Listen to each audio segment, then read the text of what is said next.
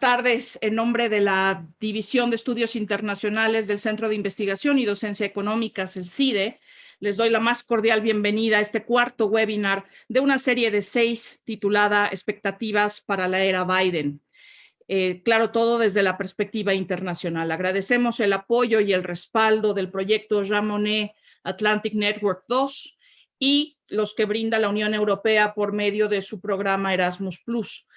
En estos webinars buscamos analizar qué ha cambiado y qué no en la política interna, pero sobre todo en la política exterior de Estados Unidos a partir de la llegada de Joe Biden a la Casa Blanca. Ya pasamos revista a la situación interna, al papel de Estados Unidos en el ámbito multilateral y a la relación transatlántica. Hoy nos toca examinar los vínculos de Estados Unidos con China, los cuales parecen subir en la lista de prioridades, no solamente de ellos dos, sino del resto del mundo. Y en 2 semanas hablaremos de las relaciones de Washington con América Latina, y nuestro webinar de cierre será sobre la relación bilateral México-Estados Unidos en este primer mandato de Biden.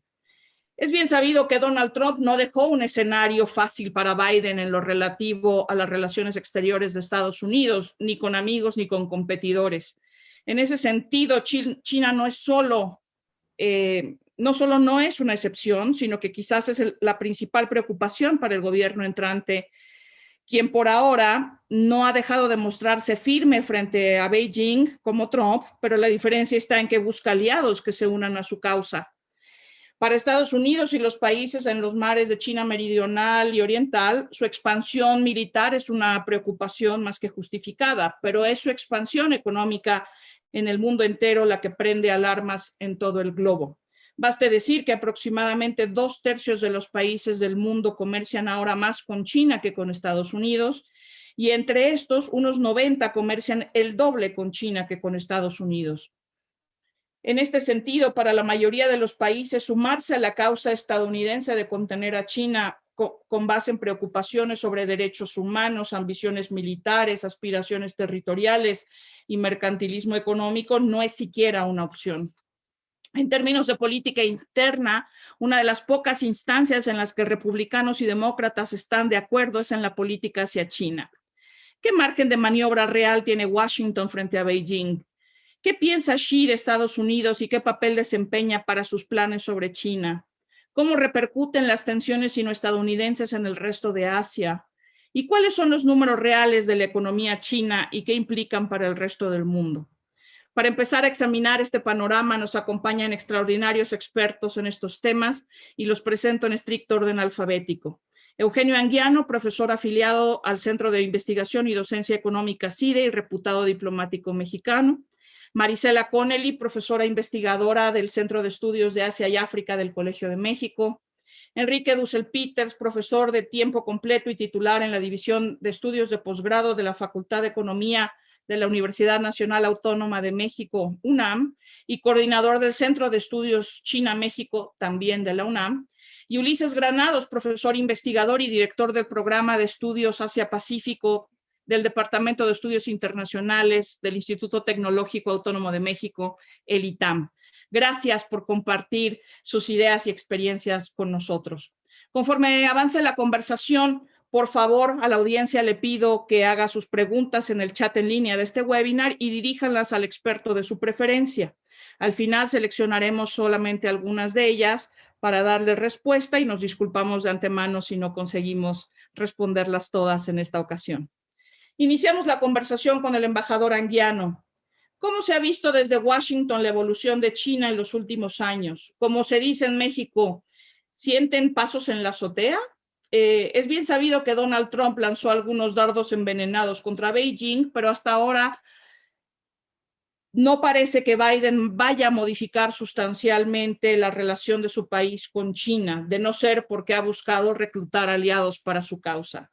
¿Cuál es su perspectiva al respecto? Tiene 5 minutos. Desde luego que ha habido una preocupación constante desde por lo menos de la época del presidente Barack Obama sobre el ascenso de China como potencia económica primero y luego como potencia política y militar. Lo que pasa es que al principio las preocupaciones eran subordinadas al gran negocio que era la el acoplamiento de la economía estadounidense con la economía china. Un gran negocio. Ahora, el presidente Trump hizo a mi juicio, hizo de la amenaza real o supuesta de China para Estados Unidos, hizo una bandera demagógica. Empezó con una guerra comercial, con aquella famosa frase genérica de que las guerras comerciales son buenas y fáciles de ganar. Al final, cuando firmaron un acuerdo que se suscribió en enero de 2020, si mal no recuerdo, no fue tan fácil para Estados Unidos ganar una competencia económica comercial a China. Luego de que pasó que hubo una tregua, se firmó el documento, es una tregua, le llaman firma de la primera etapa. En el resto de 2020, cuando a medida que la pandemia del COVID-19 se hizo más fuerte en el mundo, sobre todo en Estados Unidos, entonces era muy buena medida demagógica echar la culpa de todo a China. Llegaron incluso a decir que el virus había sido probablemente desarrollado en un laboratorio de la ciudad de Wuhan. Termina el gobierno de Trump con una lista para prohibir actividades económicas por empresas chinas porque tenían vínculos con el ejército. Llega el presidente Biden y efectivamente hace un cambio en cuanto a que forma aliados para lidiar con China. Dice que él no, y no lo ha hecho, va a usar una retórica muy agresiva, pero sí se va a enfrentar a lo que él considera amenazas reales o potenciales de la República Popular. No, como dijo Erika hace un momento, no creo que haya discontinuidad en cuanto a la preocupación de Trump para Biden, en cuanto a la preocupación del ascenso de China, que rivaliza con Estados Unidos por la hegemonía mundial. Ese es el fondo del asunto. Ahora, el presidente Biden ha sido más discreto, repito, en la retórica, pero no lo ha sido en cuanto a seguir incrementando la lista de empresas chinas estatales, la mayoría de ellas, que son de vanguardia y que ya no, que el gobierno de Estados Unidos prohíbe negociar con ellos, e incluso ha intentado que se negocie desde terceras partes. Eso lo intentó Trump absurdamente. Entonces, hay desde luego esa preocupación, y termino diciendo, hay la idea de un desacoplamiento gradual entre los intereses tan vastos que hubo en la relación sino-estadounidense. Ese proceso de desacoplamiento es el que, a mi juicio, puede causar mayores problemas al resto del mundo. Yo lo dejaría ahí. Muchísimas gracias, embajador. Ahora vamos con la profesora Marisela Connelly. Vamos al otro lado del Pacífico. ¿Cuál ha sido la evaluación de Beijing y particularmente la del presidente Xi Jinping sobre Estados Unidos, tanto en la era Trump como en estos primeros meses de Biden? ¿Lo consideran un rival o un obstáculo para el crecimiento, desarrollo y consolidación de China? ¿Acaso es su otro para definirse en oposición a este? ¿Qué papel desempeña Estados Unidos en los planes de Xi? Tiene 5 minutos, profesora. Sí, muchas gracias. Bueno, en principio, nosotros tenemos que ver qué tipo de liderazgo tenemos ahorita en China. Es el liderazgo de un presidente como Xi Jinping, que está defendiendo los intereses de China, que sabe perfectamente que China ya no es la China de los 90s, en donde ahí todavía pues tenía miedo respecto a la posición que debería de tomar con Estados Unidos. Ahora tenemos una China fuerte, una China que se da cuenta de la expansión económica que tiene, del peso estratégico que tiene en el escenario internacional. Además, pues hemos visto cómo el presidente Xi Jinping dice, esta China es una China que no solamente tiene la tradición socialista, ¿no? Toda la lucha revolucionaria del Partido Comunista Chino, sino que también trae todo ese bagaje que constituye su historia, toda esa historia de China, todos esos esfuerzos que se hicieron después del siglo XIX para acabar, ¿no? Precisamente con la posición de las potencias imperialistas en China. Es ese deseo de acabar con ese pasado que ellos llaman de humillación. y tratar de reivindicar a esta China. Esta China que, como hemos visto en todas las declaraciones y en los posicionamientos de los líderes y funcionarios chinos, es una China que ya no se queda callada, que defiende sus posiciones, porque dice, nosotros ya no nos sentimos inferiores a Estados Unidos. Estados Unidos no tiene por qué seguir una política condescendiente hacia nosotros. Estamos dándonos cuenta de nuestra potencialidad, de nuestra fuerza.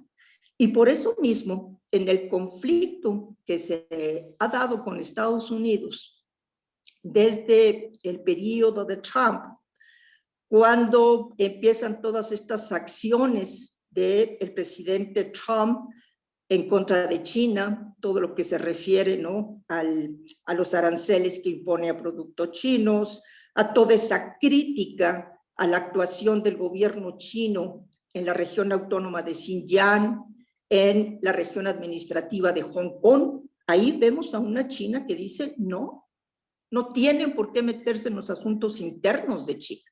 Son asuntos internos que nosotros tenemos que resolver y que nadie tiene por qué opinar. Y entonces ahí vemos esa China que le dice a Estados Unidos, bueno, ¿no estás viendo todos los problemas sociales que tienes? Todas las contradicciones que hay en tu sociedad, toda esa desintegración de la red social que hay en tu país. Y esto es bien importante, porque China ha ido forjando esta estrategia precisamente en base a pues esta posición beligerante de Estados Unidos, porque en un principio empieza a responder como lo hace Estados Unidos, ¿no? Estados Unidos le pone aranceles, China pone aranceles. Estados Unidos le dice, le voy a cerrar la misión diplomática en Houston, y China dice, bueno, yo cierro la de Chengdu. O sea, es un tit for tat el que se está dando, ¿no?, en un principio. Pero los chinos, como decía yo antes, están midiendo la situación, están viendo la forma más coherente de responder a todas estas acciones que toma el presidente Trump de Estados Unidos. Y bueno, también le critican la forma en que manejó toda la cuestión de la pandemia. Y ahí dicen los chinos, nosotros sí tomamos medidas muy enérgicas, pero logramos controlar la pandemia, estamos estabilizando la economía de China y estamos viendo cómo ya tenemos niveles de crecimiento. Y bueno, ahora con el nuevo gobierno de Joe Biden, pues los líderes chinos ya percibían que iba a seguir con la misma política que había seguido Donald Trump. Pero bueno, ellos dicen, Biden tiene una forma más diplomática, ¿no?, de enfrentarse al problema, podríamos decir también más elegante, menos agresiva, pero finalmente son los mismos objetivos. Y eso lo dejan muy claro. Por ejemplo, académicos renombrados como Wang Jixi, que es el presidente del Instituto de Estudios Internacionales y Estratégicos de Pekín, o Joan Peng, que es el presidente del Instituto de Relaciones Internacionales Contemporáneas. Ellos coinciden en este punto, en que van a seguir recibiendo, bueno, pues toda esta serie de obstrucciones a sus políticas y críticas del gobierno de Biden. La diferencia es precisamente el que Biden ahora está recurriendo también a sus aliados para hacer con ellos una política conjunta hacia China. Y bueno, con eso termino por el momento. Muchísimas gracias, profesor O'Connelly. Ulises Granados, en el mundo entero estamos todos al filo de la butaca esperando a ver cómo se desarrolla esta relación entre Washington y Beijing, pero quizás es en Asia donde cada respiración de estos dos gigantes repercute de manera inmediata. The Economist hablaba la semana pasada de que Taiwán era el lugar más peligroso del planeta en este momento. ¿Qué efectos ha tenido la relación bilateral Estados Unidos-China durante la era Trump sobre los aliados de ambas partes en Asia? ¿Y qué esperan los aliados estadounidenses en Asia del gobierno Biden? Tienes 5 minutos, Ulises. Gracias. Bueno, mira, cuando hablamos de los efectos de la rivalidad de Estados Unidos y China en Asia, hay que tomar en cuenta que han pasado 4 años de la administración de Donald Trump, apenas llevamos 100 días de la administración de Joe Biden, y entonces hay un efecto de 4 años de una política estadounidense en Asia que ha sido muy, muy criticada, ¿no? Se le criticó el unilateralismo, el protagonismo, el aislacionismo diplomático con sus socios en Asia, y bueno, entonces podemos decir que durante esos 4 años de Donald Trump, la disputa con China no significó un apoyo masivo de muchos países hacia Estados Unidos. Donald Trump estuvo obsesionado con el déficit comercial y con una visión empresarial de obtener ganancias en su trato con sus socios asiáticos. Y bueno, esto llevó, por ejemplo, al caso de Japón y Corea del Sur a exigir por parte de Estados Unidos un pago mayor por la presencia militar de las tropas de Estados Unidos, ¿no? Esto tensó las relaciones entre Washington y Seúl y Tokio, ¿no? Cuando hablamos de las sanciones con China, las sanciones en su momento desde el 2018 hasta ahora y en estos momentos también la pandemia del COVID ha provocado que varias empresas reubiquen sus operaciones en otros países de Asia. Entonces, sí hay un efecto directo a nivel económico como resultado de estas sanciones, ¿no? También durante la presidencia de Donald Trump hubo muy poca preocupación sobre los derechos humanos en Asia y en China, ¿no? Básicamente en Hong Kong y en Xinjiang. Esto yo creo que fomentó el autoritarismo en algunos lugares como en Filipinas o en Myanmar, como lo hemos visto recientemente, ¿no? Irónicamente, provocó esta tensión entre Estados Unidos y China una serie de acuerdos entre Japón y China de cooperación. Recuerdan ustedes que en el 2018 Shinzo Abe, el ex primer ministro, viajó a Beijing y se firmaron más de 30 acuerdos. Entonces hubo algo así como un poco irónico, ¿no? Y en la península coreana, pues ignorando los esfuerzos multilaterales de Estados Unidos con otros países, incluyendo China, las 3 cumbres con Kim Jong-un no llegaron a ningún resultado. Y entonces llegamos aquí a los 100 días de la administración Biden y es muy pronto para decir en estos momentos qué va a ocurrir, pero la designación de Kurt Campbell augura un mayor interés en la región de Indo-Asia-Pacífico. Continúa, sin duda, la incertidumbre sobre el multilateralismo comercial. Se ha firmado el RCEP entre países asiáticos, sin los Estados Unidos, obviamente, no estaba incluido.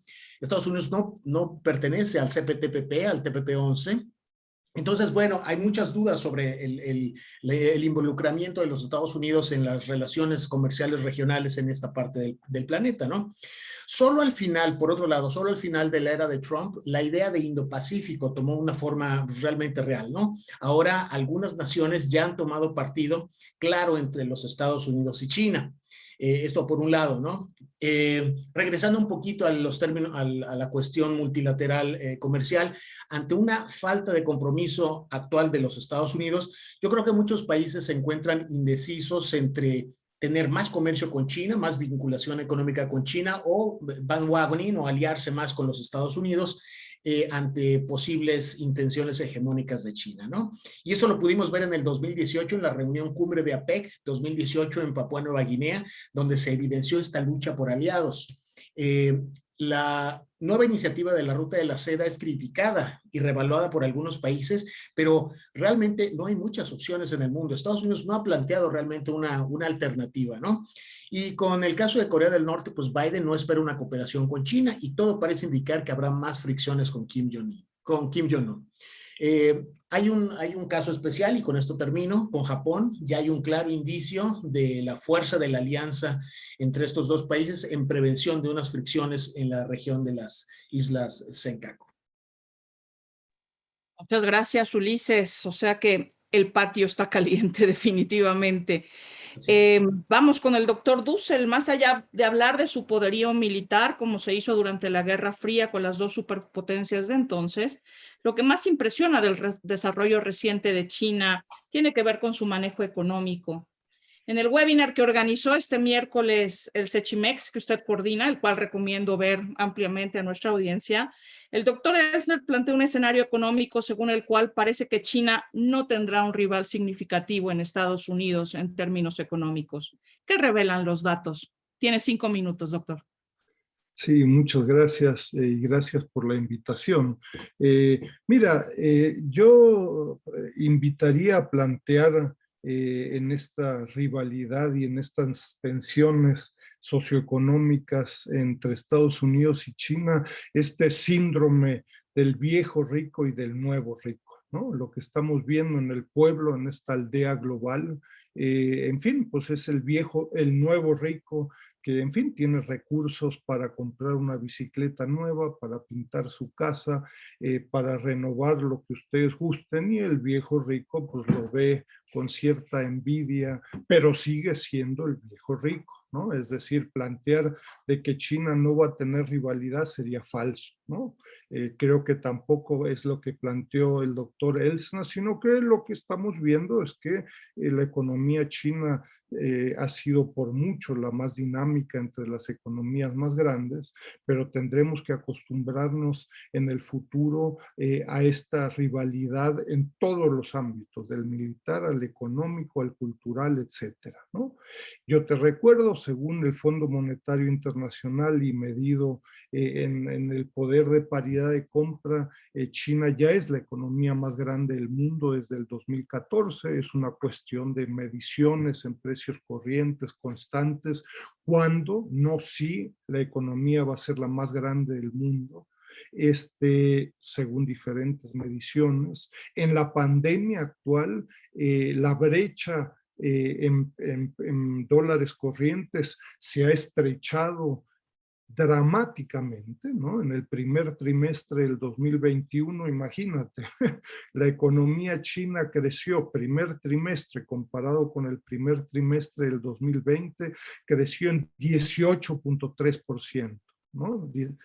La estadounidense en 6.4%, la mexicana en menos 2.9%, ¿no? Te presentan diferentes condiciones. Y yo te diría, lo más espectacular cuando uno analiza cadenas globales de valor específicas de China, hilo textil, confección, electrónica, autopartes, automotriz, etcétera, es el claro escalamiento y el upgrading de la socioeconomía china en todos los ámbitos. Ojo, eso no significa que China tenga el liderazgo en el sector financiero, crediticio, bancario, en algunos sectores Estados Unidos es el número uno, en otros China ya es el número uno en trenes rápidos, en telecomunicaciones, etcétera. Es decir, no es de que China sea el único, sino que hay todo un debate al respecto. Y brevemente, en los 2 minutos que me quedan, yo invitaría mucho a los que nos escuchan, particularmente probablemente estudiantes, investigadores, a integrarse a las discusiones que ya existen en América Latina y en China sobre la relación entre ambos, ¿no? Por suerte no dependemos acá de think tanks en Washington, que ni think ni tanks, ¿no? Sino que existe el Colegio de México, el ILAS-CAS en Pekín, desde hace décadas que vienen trabajando, y muchos otros. Y el gran reto, Erika, yo te diría, es que al integrarse para no permitir autismos académicos y muchos otros que redescubren la rueda, ¿no? Y dicen, ¿qué hago? No, pues vamos a estudiar China, pues está de moda, ¿no? Como que ya se les ocurrió a algunos hace un par de décadas, es no caer en la descripción y en el análisis yo-yo, ¿no? En el yo-yo el PIB sube y baja y vuelve a subir y baja, etcétera, sino que usar conceptos y metodologías que existen ya y a debate, ¿no? Yo simplemente terminaría señalando la importancia de conceptos como el sector público en China. Si no entendemos el sector público, no el Estado, el sector público en China, no vamos a entender a China, ni en 1979 ni en 2021.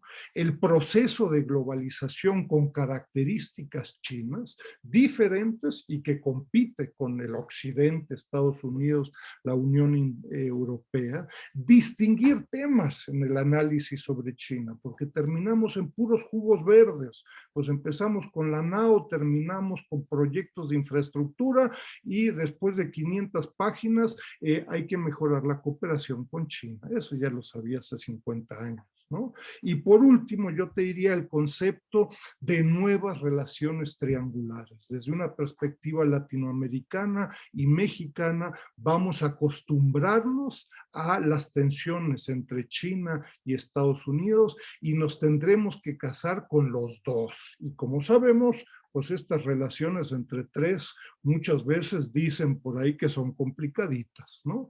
Pero tanto México como Vietnam como Alemania tendremos que lidiar con los dos, nuevas relaciones triangulares. Gracias.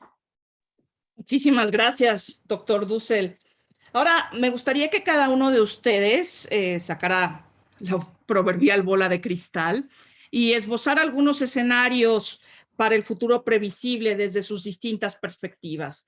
En el caso del profesor Anguiano, pareciera que Biden planea su estrategia frente a China como si China no tuviera respuesta, como si no tuviera que esperar la reacción después en caso de lanzar esta gran alianza en contra de China. Viene la reunión del G7 muy pronto y seguramente China será un tema y parece que el gobierno de Biden está buscando que se haga una buena declaración, censurando a China por violaciones a los derechos humanos, malas prácticas comerciales, etcétera, etcétera. ¿Qué posibilidades de éxito tiene Biden en el futuro previsible? Tiene 3 minutos. Primero, yo me temo que Biden, el presidente Biden está más preocupado que sobre las respuestas de China. No es que él crea que China no tiene capacidad de reacción.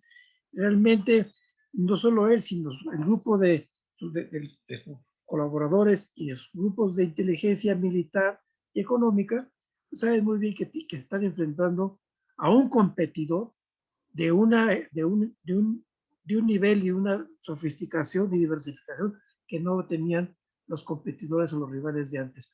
Por eso no se puede hablar ahora de que es una guerra fría. No tiene nada que ver. Este es un enfrentamiento distinto. La Unión Soviética nunca llegó a tener la capacidad de poder, digamos, simplemente el sistema financiero, echar a andar China sus billones en español de reservas internacionales para poder manipular lo que pueda manipular. Es otra la dimensión. Yo creo que lo que yo veo es que en los próximos años va a continuar este estira y afloja para ver quién se posiciona mejor en el aspecto geopolítico, pero que el aspecto económico no lo van a poder abandonar fácilmente. Y insisto, el desacoplamiento no puede ignorar los intereses creados que ya hay entre financieros estadounidenses y chinos, entre mercados bursátiles. China todavía no entra China al mercado bursátil como actor de primer rango, pero va para allá y entonces va a modificar mucho las relaciones y los intereses creados, ¿no? Entonces, el factor económico es muy poderoso para que ambas partes lo echen de la basura. La rivalidad geopolítica tiene que tomar en cuenta esa complementariedad económica y tecnológica. Y si no pueden encontrar un acuerdo en todos los elementos, entonces lucharán ya sea en conflictos económicos o en conflictos empresariales, para ver quién desbalancea al rival.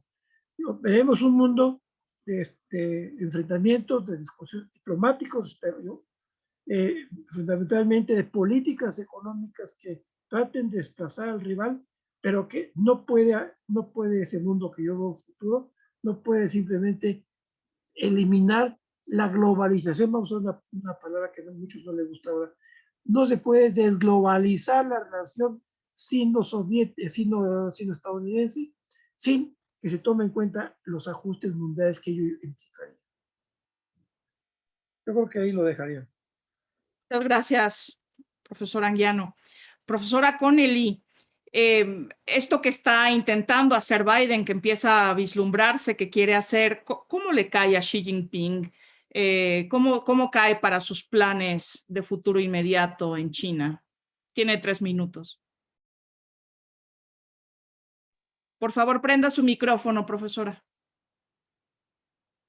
Perdón.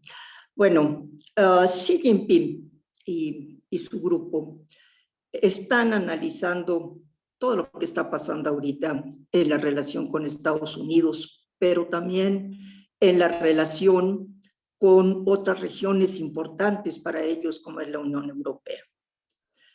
Y ellos siempre, me refiero a los chinos en general, pues le dan más espacio a la sabiduría que al conocimiento.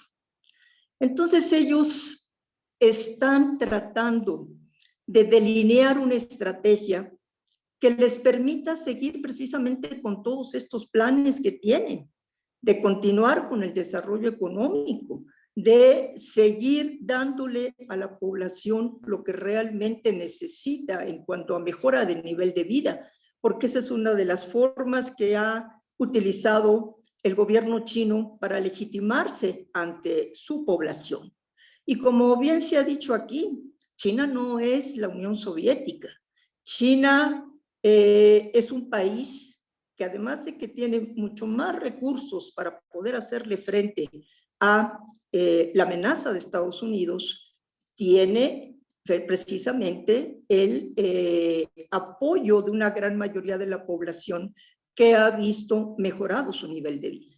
Entonces hay que pensar en todo esto cuando nos ponemos a analizar cuál va a ser la posición del liderazgo chino, porque sí, es cierto que ellos están pensando también en la necesidad de seguir con este modelo, ¿no? En donde se privilegia el consumo y el desarrollo de los servicios y tratar de ir dejando atrás el otro modelo. Claro que eso no es nada fácil, tiene que hacerse de una manera muy, pero muy gradual. Y sí, la desvinculación con la economía de Estados Unidos es muy, muy complicada. Lo estamos viendo precisamente ahorita, ¿no? Con todas las restricciones que se les pusieron para conseguir lo que necesitan para seguir desarrollando, ¿no? La tecnología, la innovación. Entonces, ellos están midiendo el terreno, están viendo hasta dónde va a llegar Biden, qué tanto respaldo va a tener de sus aliados. Porque la Unión Europea, como decía yo antes, pues a pesar de ser crítica ante la violación de derechos humanos en China, como ellos dicen, pero ella negocia. Ella ha logrado ya firmar con China un acuerdo sobre inversiones. Y la Unión Europea está en la posición de que hay que seguir negociando y evitar los enfrentamientos. Ahora China también tiene un discurso bastante agresivo, porque como decía yo antes, ellos piensan que ya tienen los medios y los van a seguir desarrollando para hacerle frente a una amenaza militar china. Pero como dije antes, están tomando sus tiempos, están viendo, están analizando sus fortalezas y sus debilidades. Muchas gracias, profesora Connelly. Vamos con Ulises.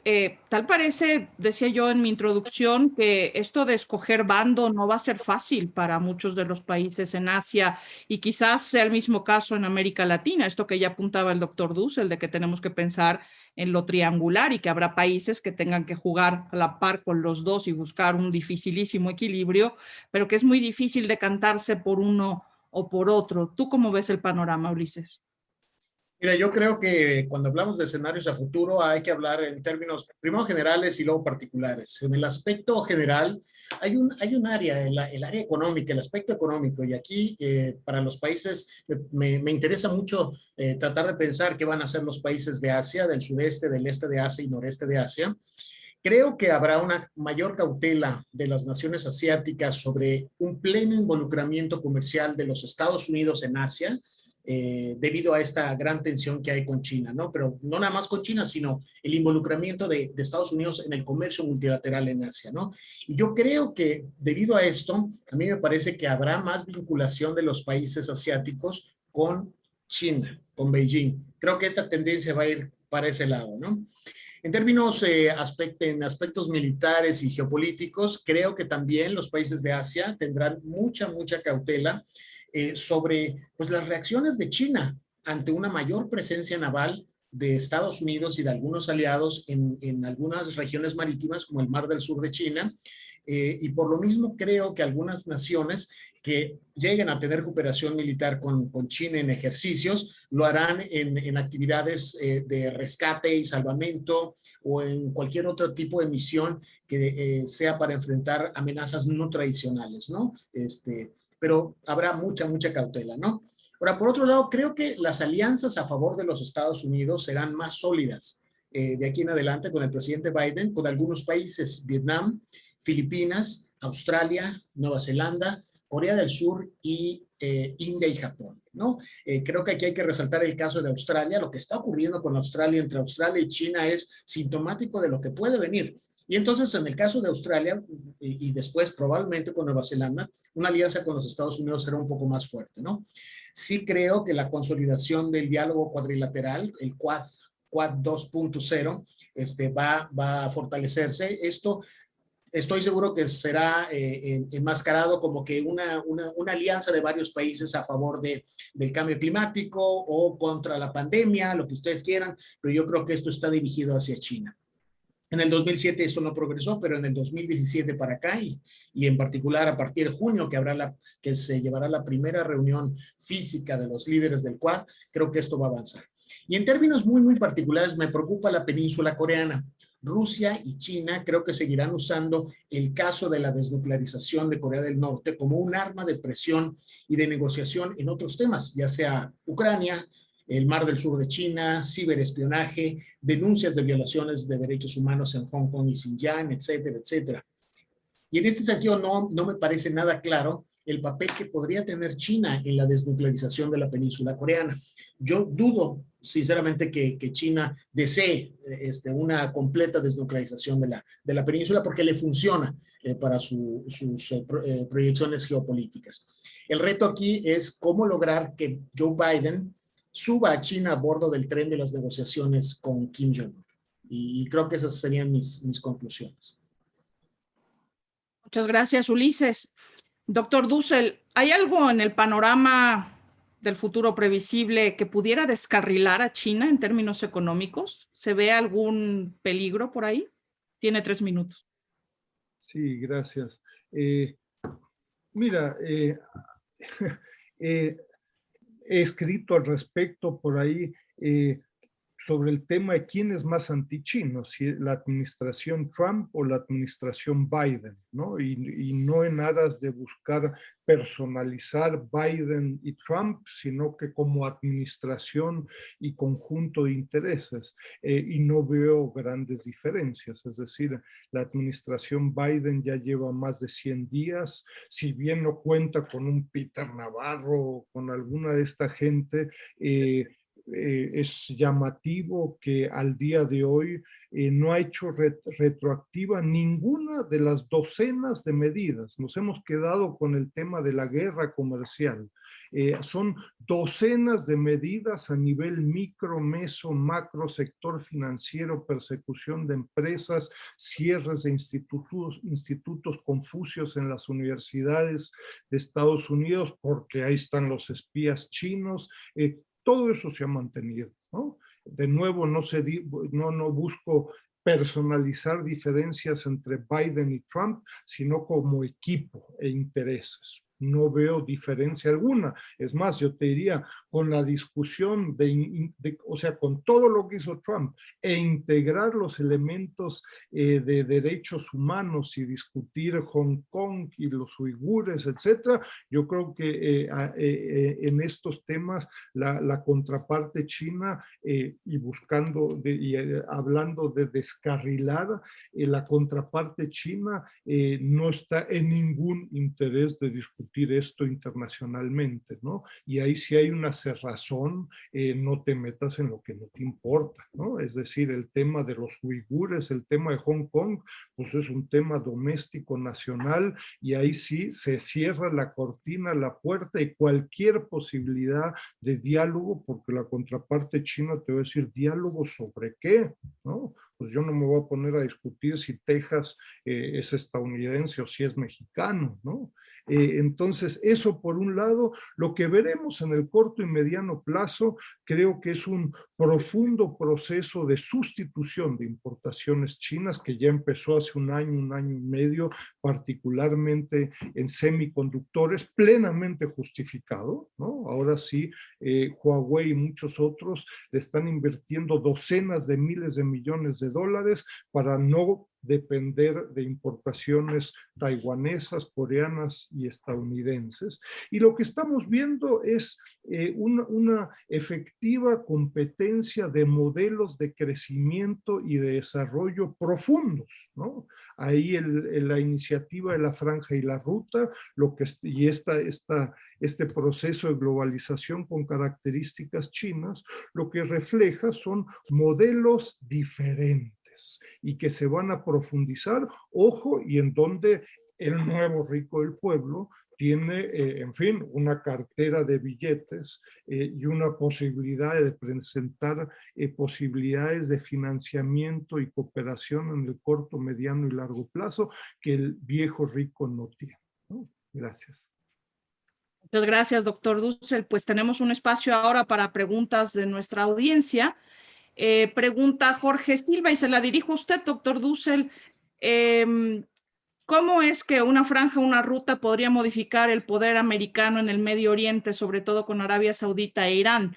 ¿Podría equipararse esta iniciativa china como un plan Marshall del siglo XXI? ¿Sus rutas terrestres podrían disminuir la contención que Estados Unidos tiene sobre China en lo marítimo? Esa es la pregunta de Jorge Silva. Mira, yo sobre el Oriente, el Medio Oriente no sé nada, así es que ¿para qué me pongo? Pero lo que sí hemos visto con mucho detalle en el caso de América Latina, que no creo que sea muy diferente para otras regiones del mundo, es que hoy en día China ofrece un portafolio de opciones, como el Foro CELAC China, ¿no? Y países de las Malvinas a Mexicali, con o sin relaciones diplomáticas, pueden optar por, en fin, en este portafolio, optar por deportes, seguridad nacional, armas, financiamiento, comercio o transferencia de ciencia y tecnología. Y así lo están haciendo, ¿no? Y sorprendentemente la contraparte china tiene una enorme paciencia con contrapartes, como por ejemplo en el caso de México, donde en fin, hasta el 2019, pues era fracaso tras fracaso tras fracaso en proyectos de infraestructura, y bueno, desde el 2019-2020 China ya lleva 6 proyectos de infraestructura, si bien hasta el 19 habían fracasado 3, ¿no? Entonces, yo te diría, China ofrece este portafolio y si quieres jugar ping pong, pues hacemos ping pong. Si quieres participar en el Tren Maya, pues hacemos Tren Maya con 80,000 empleos, ¿no? Gracias, doctor Dussel. Una pregunta para la profesora Connelly de Rosángel Hernández. Dice, en las últimas semanas se ha popularizado en la prensa de Estados Unidos la idea de que China está equivocada al pensar que Estados Unidos está en declive. No parece un error, entre comillas, que cometería el Partido Comunista Chino, pero ¿cuál es su opinión al respecto? Bueno, antes de contestar la pregunta, me gustaría hablar un poco sobre la anterior, sobre la posición de China con Medio Oriente, porque yo creo que sí es muy importante.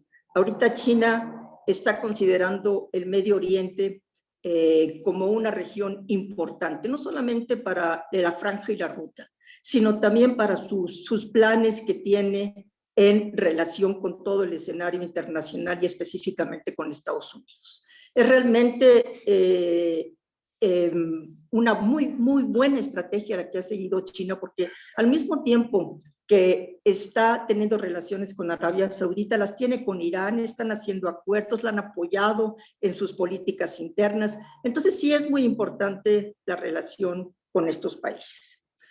Perdón, la pregunta que hacía Rosángel.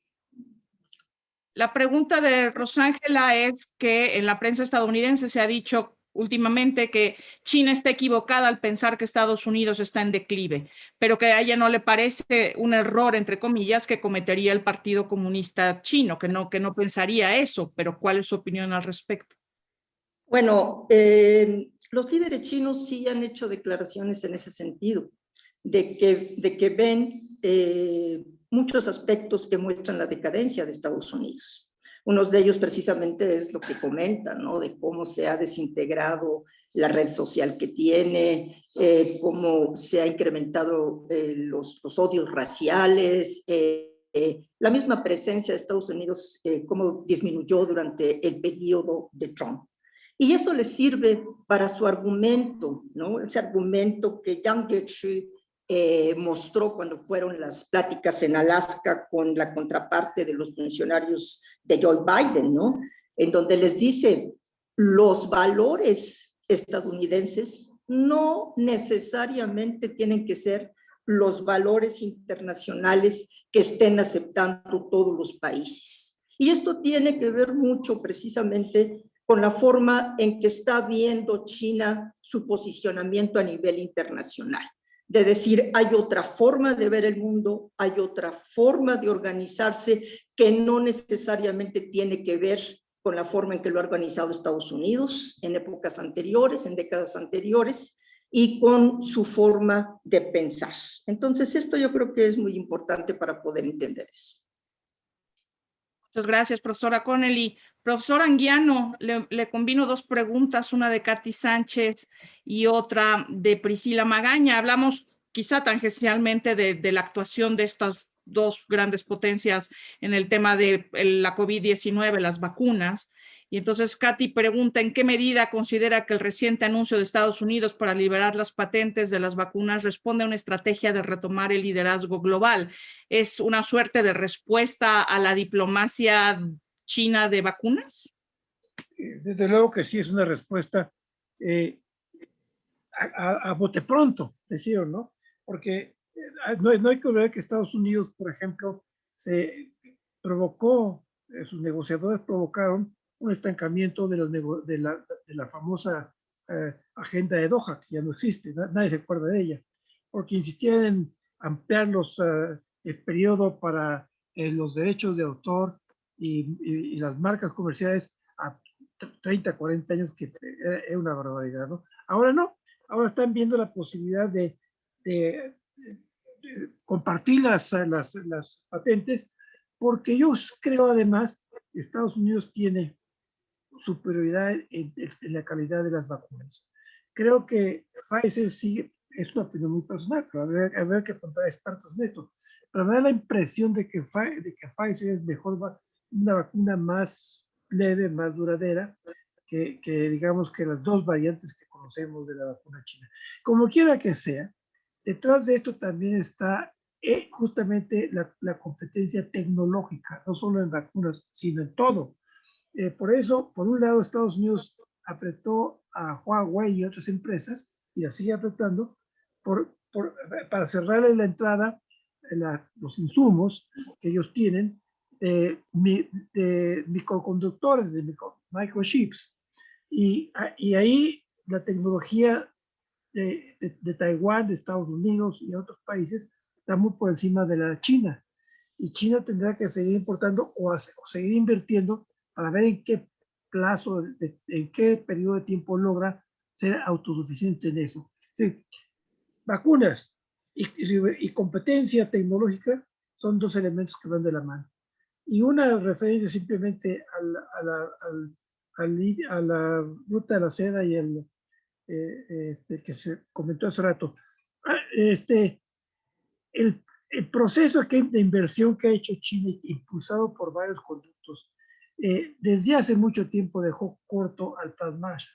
No hay comparación, cuantitativamente no hay comparación, y cualitativamente menos. Ya Enrique Russell explicó algunas cosas sobre el fenómeno este.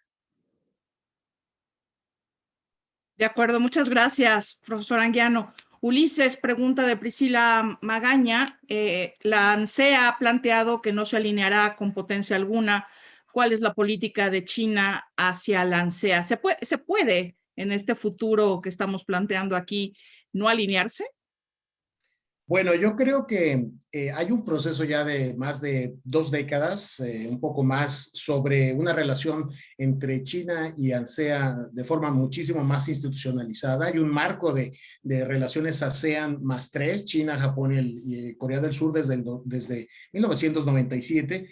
Y ya hablando un poco en términos más contemporáneos, la política china hacia ASEAN es una política de fomentar acuerdos profundos. En el año 2003 hubo un acuerdo al que se llegó entre ASEAN y China sobre una llamada asociación estratégica para la paz y la estabilidad. Y ahí hay aspectos importantes de cooperación política, económica, social, de seguridad y de cooperación internacional y regional, ¿no?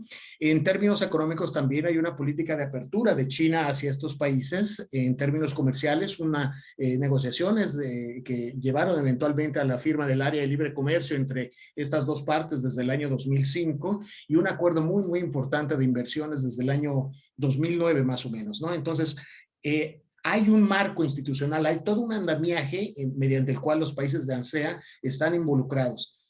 A excepción de Singapur, casi todos los demás países tienen déficit comercial con China. O sea, hay una vinculación, una dependencia económica muy importante, ¿no? Entonces, alinearse frente a China o alinearse frente a los Estados Unidos es realmente muy difícil, ¿no? Las condiciones de la relación institucional ya está muy dada, ¿no? Gracias. Una pregunta abierta, el que la quiera tomar es bienvenido. ¿Qué estrategia necesita Estados Unidos para lograr cumplir sus objetivos de política exterior sin tener un enfrentamiento directo con China? ¿Alguien de ustedes? Si me permiten, es una pregunta clave porque evidentemente en Estados Unidos están muy conscientes de que escalar un conflicto con China hasta llegar a la posibilidad de enfrentamientos militares no es conveniente por muchas razones.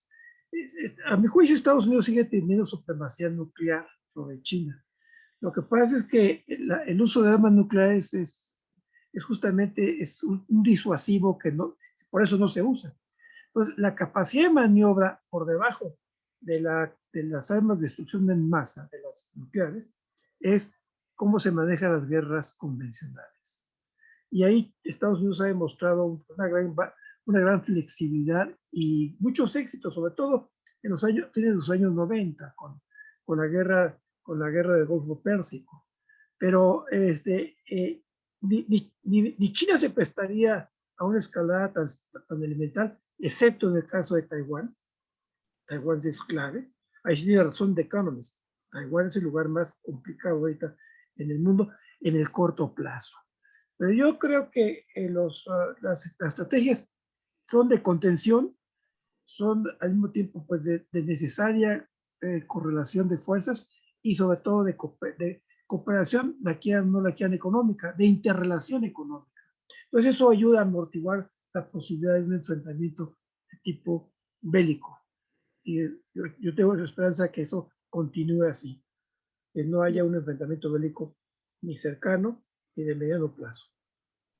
De acuerdo.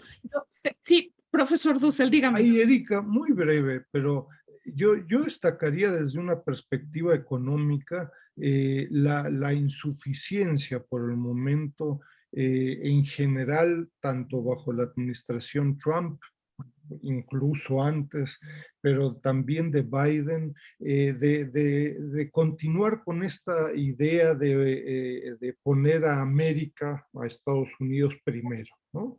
Eso es completamente insuficiente. O sea, lo que Estados Unidos requiere, toda esta agenda de infraestructura me parece muy relevante, pero lo que Estados Unidos requiere es una profunda agenda de competitividad en una cantidad de cadenas globales de valor. Ojo, donde tenemos dos autos de carreras, donde uno viene a 100 kilómetros por hora hace 20 años y Estados Unidos viene a 20 o 30 kilómetros, ¿no? Y desde una perspectiva regional, con con un colega, Rafael Fernández de Castro, en UCSD, justamente discutíamos y se elaboró un documento sobre cómo Estados Unidos, Canadá y México son, desde una perspectiva económica al menos, una región. Solo Estados Unidos, Putting America First, es absolutamente insuficiente. Pero esto no se ha empezado siquiera a discutir, ¿no? En términos de una agenda de competitividad, cadena global de valor por cadena global de valor, ¿no? Mientras eso no se haga y se ve autopartes, automotriz, telecomunicaciones, software, etcétera, yo creo que vamos a Estados Unidos, o más bien China verá con su retrovisor a Estados Unidos cómo está siendo rebasado, ¿no? Muchas gracias, doctor Dussel. De no ser que alguien tenga algo más que decir, pasamos ya al cierre. Dígame, profesora Connelly. Bueno, ya nada más quería agregar a lo que se ha dicho, que tanto Estados Unidos como China se están cuidando mucho precisamente de no llegar al punto de un enfrentamiento entre las dos que implique no ya lo militar. Porque China sabe efectivamente que en muchos rubros militares Estados Unidos sigue siendo superior a ella. Entonces, sí, yo creo que los dos lados se están cuidando mucho en ese sentido, pero sí, como se ha dicho aquí también, la cuestión del estrecho de Taiwán es un punto rojo muy importante que debemos de seguir, porque pues, para China la recuperación y unificación de Taiwán es una de sus metas más importantes que se han fijado durante este régimen de Xi Jinping. Gracias, profesora Connelly. Pasamos al cierre. Tendrá cada uno un minuto para sus consideraciones finales. Seguimos el mismo orden de intervención. Empezamos con el profesor Anguiano. Pues yo tengo la esperanza de que ocurran dos cosas en Estados Unidos y en China. Que Estados Unidos se vaya acostumbrando a ser no la potencia número uno, una potencia importante, que tiene un legado cultural y político muy importante para que desarrolle internamente un país más integrado, menos separado, menos desigual. Y China, por su lado, a medida que vaya progresando económicamente y se sube el nivel de vida de sus habitantes, yo espero que entre a un proceso de evolución política dentro del mismo contexto chino.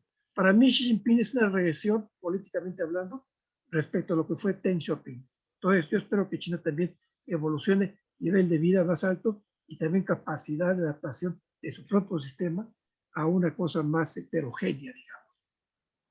Gracias, profesor Anguiano. Profesora Connelly. Bueno, yo creo que en estos momentos los líderes chinos están cuidando mucho lo que dicen y lo que hacen. Están discutiendo sobre la estrategia que tienen que seguir precisamente para resolver los problemas que le ha planteado esta posición de los gobiernos de Estados Unidos. Resolver cómo van a poder tener el abastecimiento necesario que les ha bloqueado en los últimos años el gobierno de Estados Unidos. El cómo pueden seguir con este proceso de desarrollo económico, de cómo ellos pueden también seguir trabajando, y eso lo pueden hacer de manera conjunta con Estados Unidos, como el mismo Biden lo ha dicho, en cuanto a la resolución de los problemas del cambio climático. ¿Qué es lo que van a hacer en forma conjunta? ¿Cómo pueden trabajar? O sea, hay puntos de coincidencia que ha resaltado este gobierno de Biden, que yo creo que son importantes a considerar también. No es tajante como lo hizo Trump, de que rechazó todo, sino que Biden dice, bueno, en algunos puntos podemos nosotros cooperar, en otros no, y hay una situación de conflicto, ¿no? Entonces hay que verlo también desde esa perspectiva. Gracias, profesora Connelly. Doctor Ulises Granados.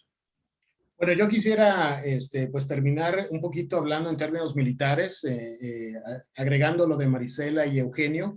Creo que sí hay tensiones militares entre China y los Estados Unidos, tensiones navales, pero es muy importante mencionar que los comandantes son muy profesionales y es, creo, improbable que haya una escaramuza no deseada. Es decir, las medidas para evitar este tipo de incidentes está bastante desarrollada entre los dos ejércitos. Sin embargo, en el caso de un escenario de guerra en Taiwán, sí es posible la expansión de este conflicto con la posible participación de la Armada de los Estados Unidos. Ahora bien, la modernización del ejército, de las tropas de China, a pesar de esta gran modernización de China, la Armada de los Estados Unidos tiene nuevas tecnologías que son como game changers, ¿no? Está el cañón de riel electromagnético, proyectiles de hipervelocidad y láser de estado sólido. Estos tres tipos de armamentos pueden enfrentar la estrategia de antiacceso o negación del área de China, y entonces pues no hay que estar tan confiados en que el avance militar de China simplemente ya ha rebasado a los Estados Unidos en muchos aspectos, ¿no? Pero hay mucho profesionalismo, y con esto sí me gustaría dejar muy en claro, ¿no? Un poquito apagar el fuego de los comentarios en los medios, ¿no? De que se acerca una guerra entre China y los Estados Unidos. Gracias, Ulises. Doctor Enrique Dussel. Sí, yo quisiera destacar las implicaciones de estas tensiones que nos van a acompañar en el corto, mediano y largo plazo, ¿no? Y sin ponerle adjetivos ni tomar parte, pero desde una perspectiva latinoamericana y mexicana, pues es fundamental la preparación, y B, la calidad de la información y del análisis. Y en ambos casos, si bien hay antecedentes importantes en América Latina y en México, la verdad es que la calidad de la información y el análisis en México sobre particularmente China, dicen algunos que también sobre Estados Unidos, pues es pésima, ¿no? Es malísimo. En organismos empresariales, en empresas, en la Secretaría de Relaciones Exteriores, en la Secretaría de Economía, y las instituciones que trabajan sobre China, las académicas en México, hoy son menos que las que eran hace 20 años, lo cual sorprende. Ojo, no solo para recitar que en el primer trimestre subió y el segundo bajó y el trimestre, eso no es un análisis, eso es economía yo-yo, ¿no? Entonces, es muy importante partir de lo que existe y apoyar a instituciones, también públicas y privadas, también académicas, en el corto, mediano y largo plazo, porque si no, nos vamos a quedar milando en este enfrentamiento entre titanes y vamos a estar armados, pues no con armas supersónicas o de las que hablaba Ulises, pues, sino que pues, leyendo el Economist, eso no es suficiente, ¿no? Muchas gracias, y gracias por este último punto, doctor Dussel. Creo que es fundamental que estemos informados, y sobre todo cuando somos vecinos de Estados Unidos, pero también con intereses que se pueden ver beneficiados con China. A todos nuestros participantes les agradecemos mucho por esta conversación sobre la relación sino-estadounidense en lo que se refiere a sus últimos años, su desafiante presente y su complejo futuro. También muchas gracias a la audiencia por estar aquí, por sus preguntas, y los invitamos al siguiente webinar de esta serie que tendrá lugar el viernes 21 de mayo, también de 1 a 2 de la tarde, Ciudad de México, y que estará dedicado al análisis de la relación entre Estados Unidos y América Latina en la era Biden. Muchas gracias a todos y buenas tardes. Gracias, buenas tardes. Gracias, Erika. Buen fin de semana.